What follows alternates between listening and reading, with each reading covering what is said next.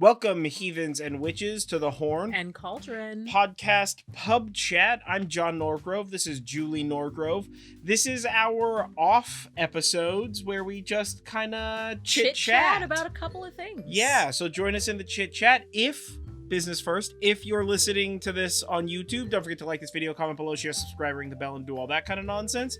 If you're listening to this on your podcast network of choice, please leave us a review. That's literally the only way I know if you're listening to this on a podcast network. Let's see what else. We have a Patreon, so if you would like Book of Shadows pages associated with all of our large-scale podcast or full-length podcast episodes, those are available on our Patreon. We have a Horn and Cauldron podcast tier, and I don't know, something about us having social media links on the webpage. I'm starting to run out of hype here. You were doing so good too. I don't remember what the rest of it is. I was winging it. You can stop by nerdjive.com to look at all of those links to variety of things. Yeah, there you go. So, it's pub chat. It's I don't know, whatever, middle of Feb. So, what's up? What are we talking about today? Well, first, we've got a listener question, and it's really not so much of a question as it was a suggestion from one of our patrons. So Alan said it would be good for us to do a show on astral projection, and we definitely will do a full-length episode on astral projection because there's a ton to unpack, but I wanted to talk very quickly about what astral projection is to sort of whet your appetites, if you will. It's where you take an astronaut and you fire him out of a fucking cannon. No. You project that astronaut way the fuck over there. No, that's definitely not what that is. Yeah. I mean, that's hyper simplified version of a thing that NASA considered doing using a train-ish rocket attached to a maglev rail cut into the side of a mountain at like a 30-degree angle so it can reach escape velocity and accelerating the ever-living Christ out of that thing. Just like t-shirt cannoning an astronaut into space? Yeah, it's actually technically not a bad idea.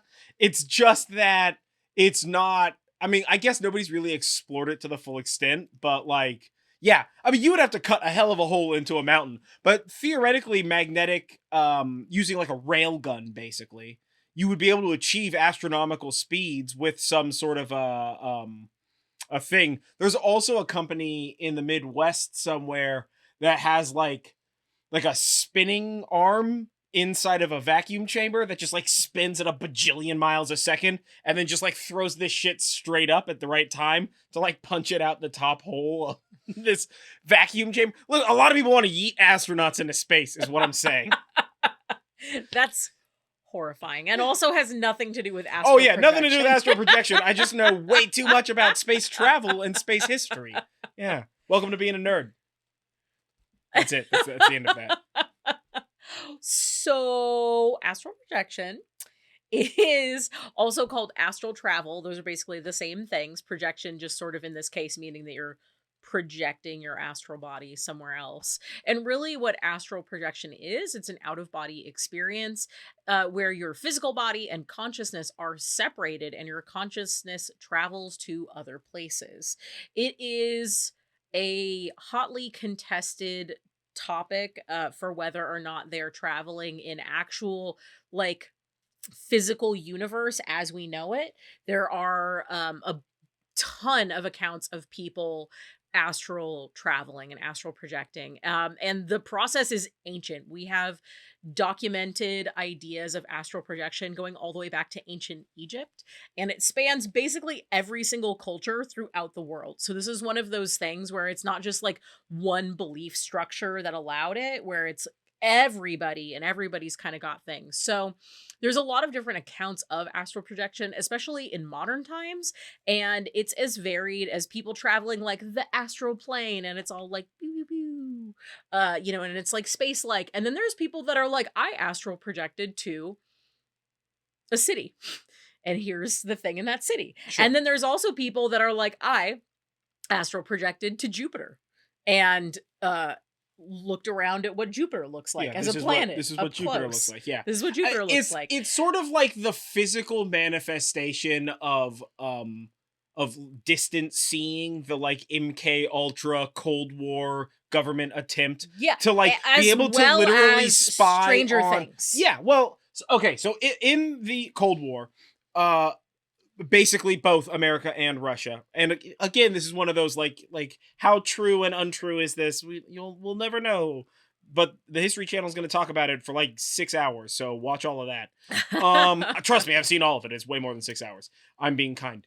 But there were programs Yeah. to see if like, hey, are you like a renowned seer and you've like found a bunch of like missing kids or like dead people or whatever the heck, like murder victims and shit like that. Yeah. Well, then what we're gonna do is we're gonna kidnap you and see if you can spy on the Russians for us. Yeah, Or in and, Russia, see if you can spy on the Americans for us. Like, it wasn't just us. Yeah. It was everybody, guys. And they did the same thing with astral projection. Yeah, and totally. that's like very directly what Stranger Things is operating off of when they have 11 and she's able to travel into like that like black space where it's just like water on the floor. That's basically how one very specific person described what astral projection was like. Yeah. But the reality of it is it is as varied as it is as each person. Oh yeah, everybody's gonna experience it in a different way. Yeah, totally. Yeah, but, and it's done. And the thing is you can do astral projection using a ton of different methods. Yeah, you can use meditation or mantras. You can use lucid dreaming, trances, visualization. There's also sleep versions of it, and of course, combining all of those or just doing them separately with drugs. Yeah. So this is another one of those things that's really interesting within the spiritual community because basically anybody can do it. It's different for everyone, but it's something that people have been talking about since people could write stuff down. Yeah. And since oral history began. So there's definitely more to this idea of separating your consciousness from your body. And, there's, of course, the meme about how like, oh, witches didn't used to actually ride on broomsticks. They used to like take some herbs and like jam them all in their lady bits and then they would astrally project, and that was how they like flew. That comes around every single Halloween time. Don't know what meme that is, but okie day. Ooh, yeah, it's super popular, and I highly do not recommend putting herbs in your lady bits. Yeah. For those. You're not a doctor. Don't put stuff up there that ain't supposed to be up there. Yeah, and that don't matter which bits we're talking about. You're not a doctor. Do smart person shit. Cheese and crackers. Food safety. Food safety. Sort of. Yeah, body safety. That's the drinking game item. Have you ever astral projected? No, not really. I mean, we've talked about in various degrees of depth my infinite consciousness theory and how that relates to being able to perceive like your Rick verse, my different like projections into different harmonic universes, chaos that is. And one day we'll get into that in a podcast episode, but I don't know, I had to write it all down and stuff. But like to think about it as just like the like standard Hollywood out of body experience thing, like not really. No. Oh, yeah? Yeah. No, not really. I'm generally pretty like hyper. I'm Johnny on the spot, hyper aware. I'm always right here, living in the moment. I mean, I get deja vu like several times a week. So yeah. I have I got other problems. I don't got to worry about like slipping loose from the confines of my body. It's more like slipping loose from the confines of this expressed reality or like linear time. So, different, not better or worse, just different. Have you? Yeah. Yeah, I have, definitely. I have experienced it in like a couple of ways, usually in like a sort of a deep like meditation or like a trance state, and sometimes accompanied with mind altering substances. Yeah. But honestly, most of the time not with mind altering substances. It's actually harder for me to disassociate that way. And I've sort of like traveled to people, but I wouldn't say I like traveled to like the city that they lived in, and like looked at them and they're like sitting on a couch and they're like watching TV. But like more along the lines of like locating that person's energy and being like It's like a vibe. in, yeah, like being in like the same room as Totally. their energy, but Totally, not man. even necessarily room. But yeah, actually when I call it the drop because to me it feels like I'm sort of like I sort of like hop down off of a step, Yep. and sometimes Fall it is that feels word. like I am falling into like a pool of water, Sure, but sure. not like in a distressing way or anything like that. And I've definitely Like a cannonball or been like in a like swan dive or like a backflip or like more like being pushed into a pool when your back is standing towards the pool. speared. Yeah, but I'm usually wearing a very infinitely flowy outfit that looks just like really cool floating downwards. Sure, yeah, yeah, yeah. Yeah. Yeah. Just Uh spears. Yeah, I've just been like sort of speared directly down Yeah. into it. Yes, I have astral projected Dope. and it's been Dope. super interesting when it has happened. Yeah. Yeah. All right. So that's astral projection, and we're gonna explore all of this like way more when we do a full length episode, but we have a bunch of those planned. It is So on the list. it's on the list. So next up is story time, part 3 of the Tiger King of Wicca, Gerald Gardner. What's up? So, this story sort of originally starts in episode 30, which is talking about Book of Shadows and Grimoires, when we talk about what a Book of Shadows is and how they became about. And it was so interesting that we have explored it in our last pub chat. So this is part 3. And so Gerald Gardner is his craft name was Skire or Skire. I'm not really sure exactly how he pronounced it, but that's close enough. Yeah, He Scire. Yeah, he was an author, an amateur anthropologist, an amateur archaeologist. He was also very interested in nudism and yeah, Sure. and he was most notably the father of Wicca. But not only that, like, was he like a super interesting person, and there actually are biographies about him, but he looked like a crazy man. Yeah, he does look pretty crazy in that picture. Yeah, and we'll put a I picture mean, up in the YouTube for that. sure. And if you are listening on a podcast network, just Google Gerald Gardner. That's Yeah. with 2 G's. And just bathe in his absurdity. There's also a couple of semi-nude pictures out there of him. Be careful. I recommend that you avoid those. Yeah. So there's a lot to unpack about him, but we're going to get really, really like focused on this. So he was born into a wealthy English family, and he had a huge interest in the occult, and that led him as well as like, taking care of his family wealth and whatever, led him all around the world. And in doing so, he had a lot of interesting things that he got into, and he held memberships to many clubs and societies, including becoming a Freemason. And a lot of these things really influenced him in his creation of what we now know as Wicca. And in particular, Gardner believed that there were ancient witch cults that dated back to the 1200s that had survived in England. And that's what he loosely, quote unquote, based Wicca on. And also he believed that the Fae folk were a secretive pygmy race that just lived in companionship with humans. So Yeah. there's that. No magic, just tiny folk. Yeah. Over there. And as his fame increased and he sort of like got further into creating Wicca and with his covens and all of and all of the sort of stuff that goes along with that, he decided that the best way to ensure that the old ways were to keep going would be to court publicity, to like really like get that out there, because the more people that knew about it, the harder it would be for it to fall into secrecy and then just sort of fall into nothingness. And in the mid to late 1950s, he published a book that talked about his beliefs, and it was crazy. This was like the 1950s in England. And I mean, I know that seems like not a long time ago, but that's like 60 years ago now. And it was really uncommon to align yourself with what we now know modern as Wicca or even witchcraft. And so that was huge. And there was a ton of articles and press coverage about that.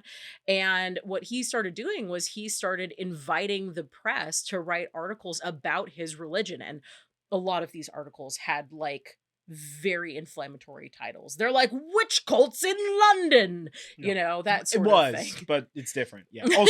Also 70 years ago, dearie. Oh, Not it 60 is years 70 ago. years Yeah, ago. that's fine. Ooh, boy. That's fine. Yeah. That's like the 90s was like 10 years ago, right? No, it was not. No, it was quite a while ago. Yeah.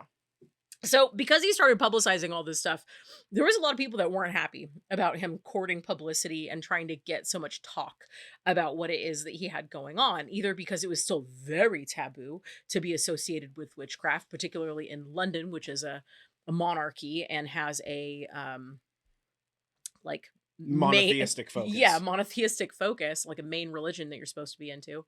But some people felt that that was in compromising the security of the coven's members, because he's not just making himself public as being a witch. All of them are associated with him and with this also.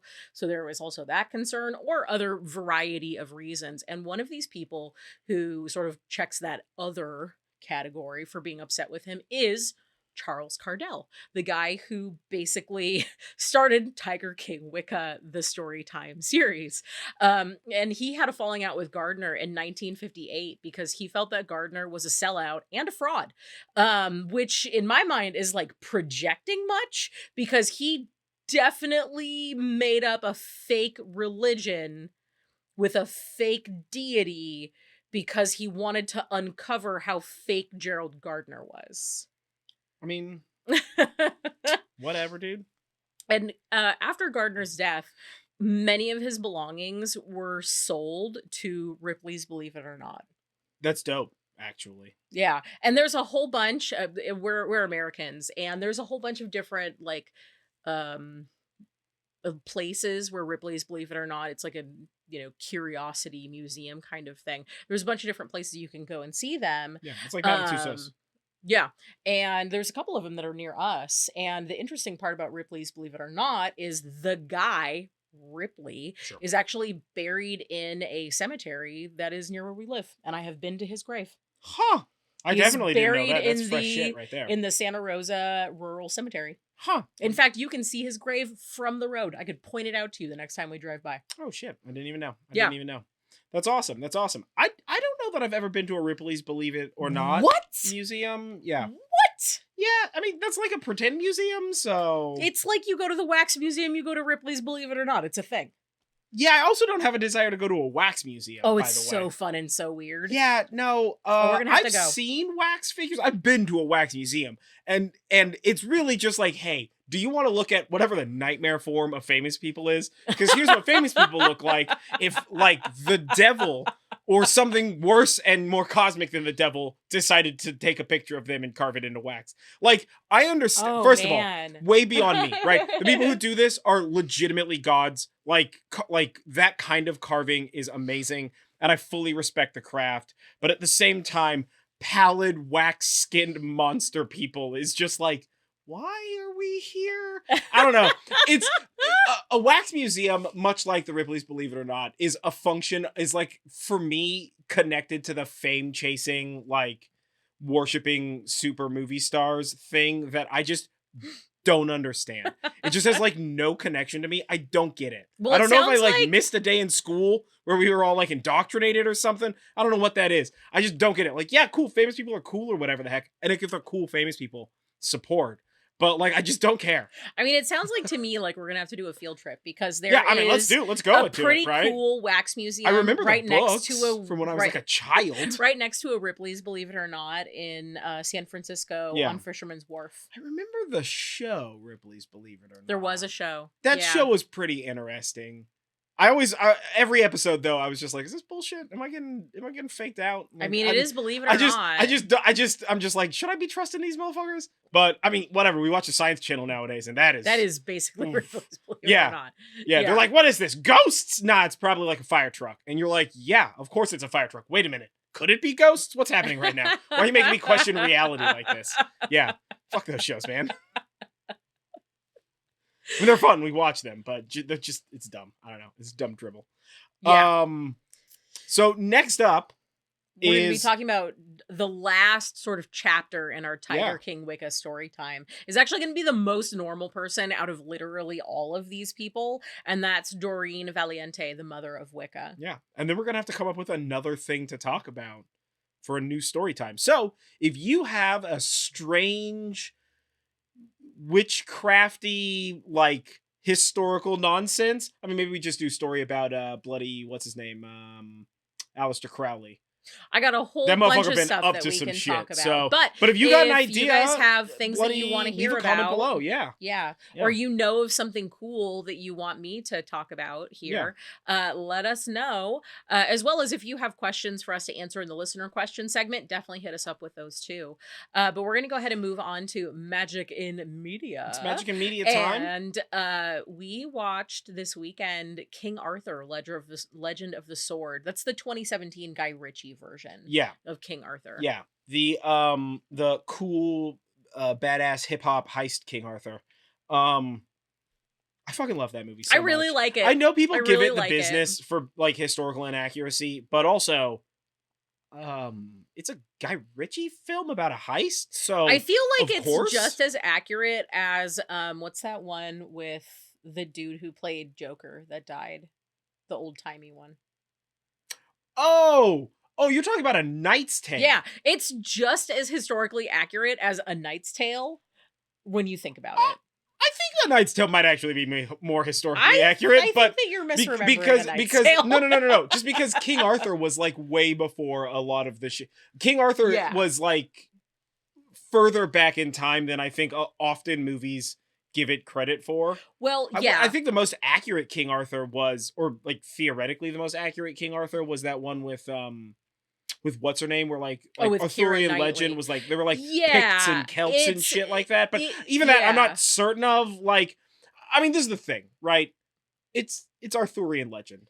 Let's accept that it's 90% fiction, 10% history. Arthur would have lived during the Dark Ages and sort of like right before or right during the height of the Christianization of Europe. We don't even really know when he lived, right? He lived somewhere between his castle, or like, the castle that's called his castle. Like he lived somewhere in between like CE, like Common Era, like 500 to like 1100, and even 1100 is kind of pushing it. And we don't even know much about really anything from those times because there are so few surviving records of literally anything. So that's kind of the interesting part about it, is we don't really know. So like, yeah, you can look at it and go, okay, well, like they're wearing clothes that are too modern. Okay, well then what did they wear in 80, 500 to 800? Like pick a time frame. I feel like I mean, you know, and I know other people have other issues. There are people who just genuinely don't like Guy Ritchie films. They're wrong. You're wrong. Oh, they're fantastic. But that's fine. Guy Ritchie's the best. But like, you know, and it's like some people don't like the super stylization thing, and so there's like a bunch of reasons, whatever. I mean, I feel like if the only reason why you don't like it is that it's not like, quote, historically accurate, unquote. Remember that a man is able to touch a sword with 2 hands and attain the power of fucking thunder. So like, let's take the seriousness down 40%. Right. Yeah.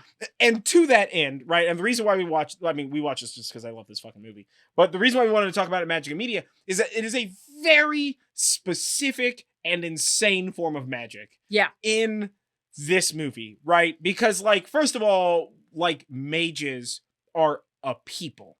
Yeah. Right. It doesn't seem like, oh, you like magic is a learned thing. It seems like magic is like a different color people. Like those blue dudes over there, they got magic, right? Yeah. I mean, they're not a different color. They look like regular people-ish. We only see like 2 of them. Yeah, we really only see 2 or 3 mages. But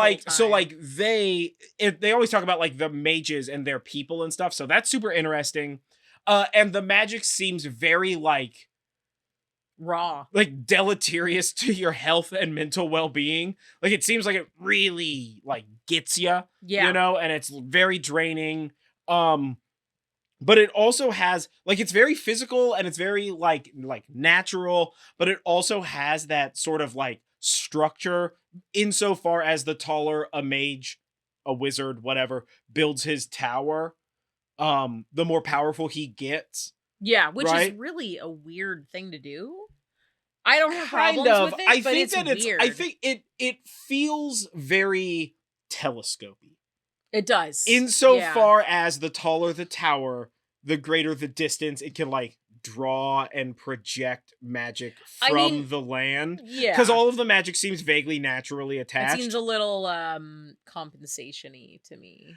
It's I mean, I guess insofar as like the one dude who's primarily doing it, who's the antagonist of the story, is like a right prick. Yeah. But so like the like the like Arthur's wizard gal, whatever her name is, she's like very like natural but like powerful magic, right? Yeah. And like the main bad guy is very like standard issue, like dark, making deals, murdering his Yeah. wife and daughter for power, building a big ass tower so he gets more powerful. Like legit, he murders his daughter to like gain the power of I don't know, like one of the demons from the Doom video game, right? Just like a big double scythe, and he's all like, he's like 3 feet taller and just like fucking absolutely shredded, and like he's like Dark Skeletor. Yeah, he kind of is using like the Shadow. She-Ra and Princesses of Power. Yeah, he's sort of like Shadow Skeletor. But like so like there's that, and then there's the Excalibur, which Excalibur is like Merlin stole some real powerful wizard's staff and forged it into Excalibur. Yeah. And then Lady in the Water took it or whatever. And so whatever, I don't know, that has thunder in it now. Because this kid, the first couple of times he touches the sword with 2 hands. 1 hand, no power. 2 hands, too much power. Blacks out. Right? So they make him go to like the Shadow Realm to fight giant bugs and shit. And he comes back and he's like, I got this. So now 2 hands, time slows down, superhuman speed, superhuman strength, tying little it bit of back sparks and in, lightning. When he goes to the basically the becomes dark the Flash. lands, he basically is astral projecting because he does not actually physically go there. Yes. He disappears. I don't think so. When he first leaves, there's like a 1 or 2 second throwaway scene where it shows him physically vanishing. It's also implied that where he is isn't necessarily just a different place.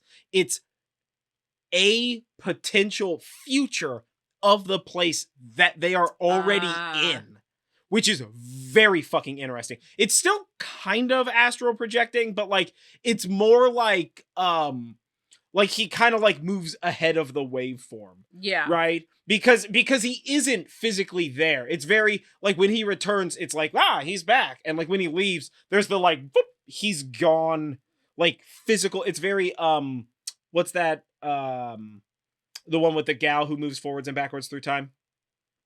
Outlander. It's very Outlander.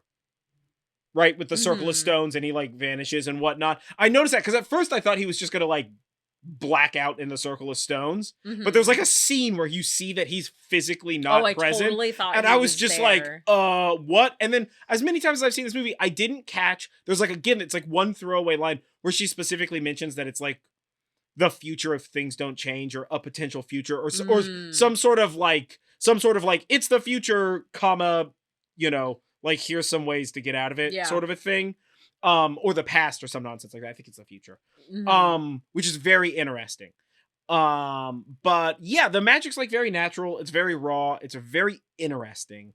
Yeah. And it's also, it's like very, very powerful magic. He's not like, hey, I have Excalibur. Like this sword makes me strong and fast, but like I'm still a regular ass person. Yeah. Right? It's like, hey, I have Excalibur. Fuck 27 dudes 18 feet away on that wall and everybody on the other side of that wall. Yeah. Right? Like the scene when he's in the fighting dojo, and like all those like black shoes or whatever the fuck they're called. Pants, black legs. Yeah, black legs are just like, and everybody's fighting everybody, and he's just like, I guess I got two hands of this sword. Which is great. I love the guy who plays King Arthur. And he like two hands it, and then it shows him like, and it's like storms and like thunderclaps and stuff like that. And then it like shows him disengage his hand, and it's just like dust and corpses, and everybody's like, what just happened, dude? Like, everybody is like terrified at the like sheer power of this dude. It's very interesting. The magic is very physical and very like dominating. It's not like like at no point in time in this whole movie does anybody do like a little magic. Every magic is like big, huge, bananas, powerful magic. Like, nobody's just like, tiny spell, boom, piece of cake, right? Yeah, there's the like only a example of that snake, is when the dude starts that candle that one time. The dude just like summons elephants out of the mountain or some nonsense. Is so cool. Right? The magic is very like epic. It feels very like Greek epic. Yeah. To me. Yeah. Like Clash of the Titans could learn a flipping thing like or two. very Clash of the Titans epic, not the new movies, the old one. Yeah. But no, it was really good.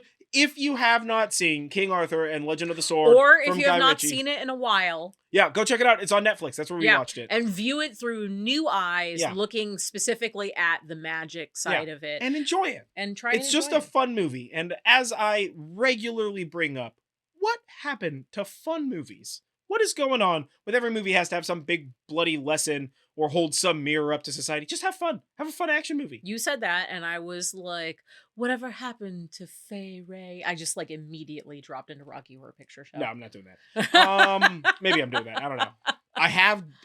We have done that. Yeah. So, all right. So that's Magic and Media. If you have a particular movie in the witchy space or that has like magic or whatever the fuck that you think that like we would be into, or you want to hear like our opinions about the magical system in it or something like that, leave us a comment. Let us know about it. Yeah. Because we're always looking for recommendations. I mean, we have like a 800-year long list of shows to watch on the 47 services we have to pay for to be able to watch the shows that we want to watch because, you know, it's a nightmare out there. Yeah. But, we definitely want to hear your suggestions. So let us know. Yeah. And with that, I mean, that pretty much wraps it up. That is the pub chat. So firstly, I would like to thank our patrons, Alan, Miranda, Alexa, Helena, and Jeff. You guys are awesome. Keeping us, lighted, whatever.